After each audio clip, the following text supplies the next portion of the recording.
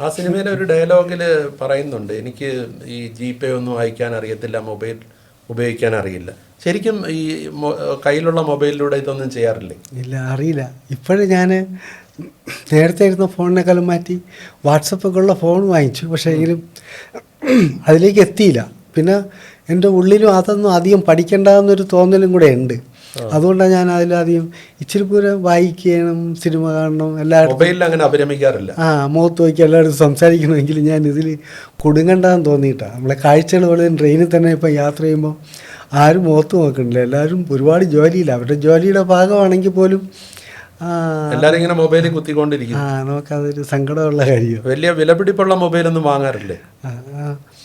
ഇല്ല, അതിൻ്റെ എല്ലാം സൗകര്യങ്ങളും ഉപയോഗിക്കാൻ അറിയില്ല. പിന്നെ എന്തിനാന്ന് വിചാരിച്ചിട്ട് വാട്സപ്പ് എടുത്തിട്ടുണ്ട്.